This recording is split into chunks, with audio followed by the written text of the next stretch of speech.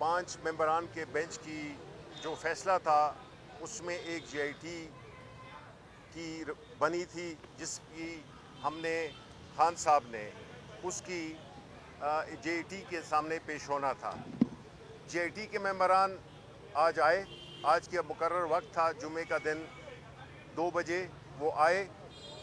उनमें पुलिस के हुकाम थे, उसमें IB के हुकाम थे और उसमें ISI के हुकाम थे। खान साहब से जो भी सवालात किए गए 8 मार्च से 18 मार्च तक के वाक़यात के, उन सब की तफसीलन खान साहब ने तसल्ली बख्श जवाबात दिए और किसी भी एक सवाल को हमने बग़ैर जवाब दिए हुए नहीं छोड़ा। इसका मकसद खान साहब ने जो बयान किया कि जो मुकदमात हम पे बनाए गए हैं उसका तनाजुर क्या था और उसका पस मंज़र क्या था, और ख़ास तौर पे जब खान साहब के घर पे जो हमला हुआ उसकी भी हमने ज़िक्र किया, जो कि बिल्कुल खान साहब देखें, खान साहब एक तो अदालतों का एहतराम करते हैं जिसकी वजह से अपनी तकलीफ़ की बावजूद कल हम इस्लामाबाद गए और वहाँ पे हम कोर्ट्स के सामने पेश हुए। उससे 2-3 दिन पहले हम लाहौर हाई कोर्ट में पेश हुए। आज हम JIT के लिए पेश हुए। खान साहब जिनकी के सियासत का महवर ही है कि कानून की बालादस्ती होनी चाहिए, लेकिन साथ साथ ये भी नहीं है कि कानून मुख्तलिफ लोगों के लिए मुख्तलिफ हों।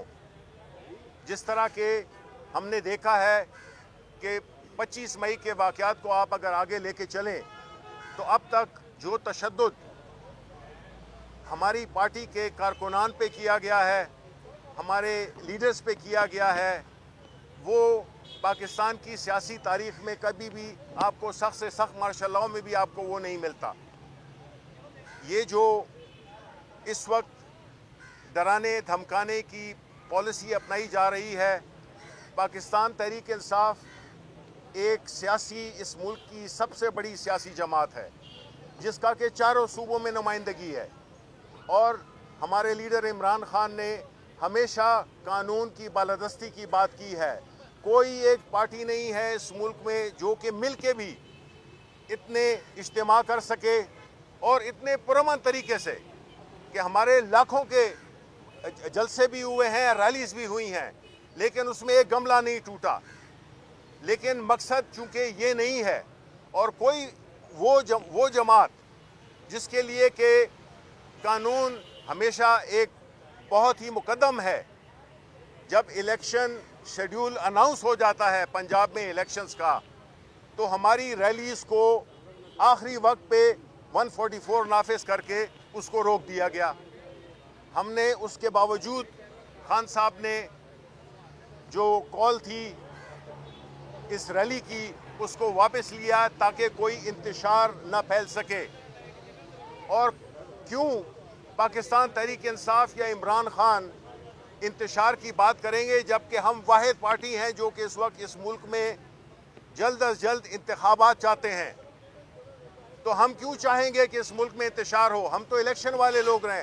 हमारा तो डिमांड ही एक है कि इस मुल्क में जल्द अज जल्द और सुप्रीम कोर्ट की दी हुई कानून के मुताबिक जो इलेक्शन डेट है उस पर अमल दरामद किया जाए, बजाय इसके कि सुप्रीम कोर्ट के जजेस पे हमले किए जाएं, जो कि पाकिस्तान मुस्लिम लीग नून का हमेशा वतीरा रहा है कि ये हमेशा जो है मौला जट की सियासत करते हैं।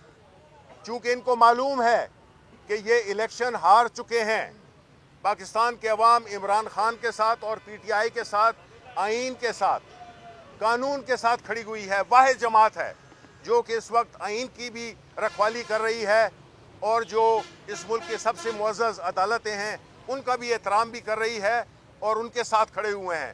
बाकी जो चोर उचक्के हैं, जिस तरह के आज सेनेट में एक लॉ पास किया गया जिससे पहले तो इन्होंने एक फाइनेंशियल NRO लिया, आज इन्होंने अपने नाअहल लीडरान को अहल कराने के लिए एक बिल पास किया है। मुझे बहुत अफसोस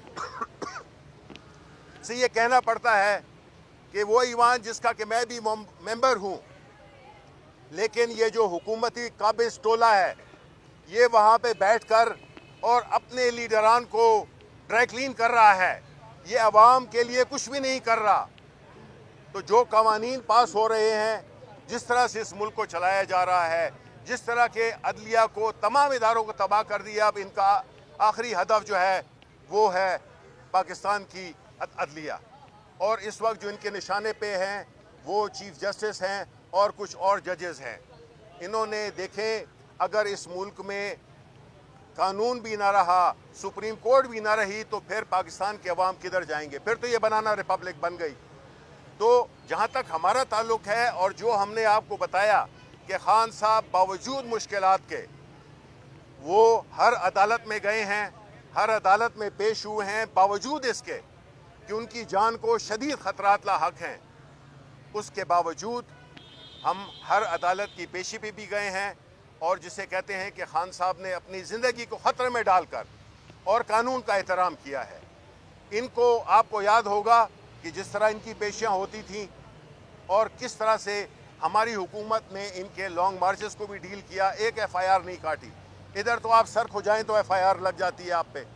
تو اس لیے جو اس وقت ملک میں جو ماحول بنا ہوا ہے اس میں بڑی بد اعتمادی پھیل گئی ہے، اس میں لوگ بہت مایوس ہو گئے ہیں۔ اس لیے اس وقت ملک کی ضرورت ہے کہ فوراً جو سپریم کورٹ نے 14 مئی کی جو تاریخ دی ہوئی ہے اس پہ الیکشن کرائے جائیں، اور ہم نے مذاکرات بھی کر لیے، ان کا بھی ہم نے دیکھ لیا کہ یہ جو ٹولہ ہے، یہ جو قابض ٹولہ ہے، یہ صرف وقت کو ضائع کر رہا ہے کہ ہم دوبارہ مذاکرات کرنا چاہتے ہیں۔ اس لیے ہم بڑے کلیئرلی بتانا چاہتے ہیں کہ پاکستان کی سب سے بڑی سیاسی جماعت ہونے کی ناطے سے، پاکستان کے سب سے پاپولر لیڈر ہونے کے لحاظ سے عمران خان، ہمارا یہ اس ملک کی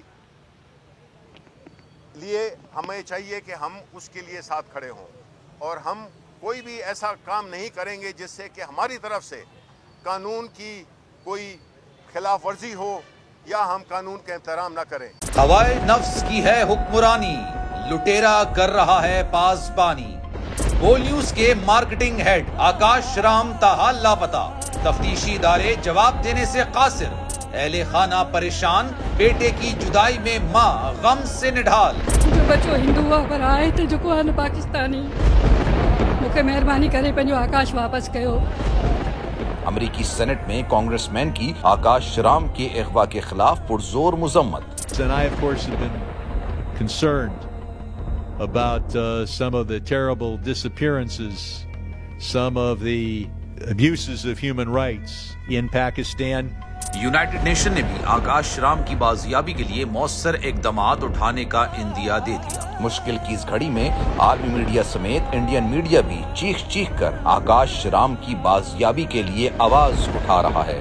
عالمی صحافتی تنظیم اور انسانی حقوق کی عالمی تنظیموں کی بھی آکاش رام کے اغوا کی مذمت۔ اف کیا ظلم ہے، بول انصاف کا منتظر۔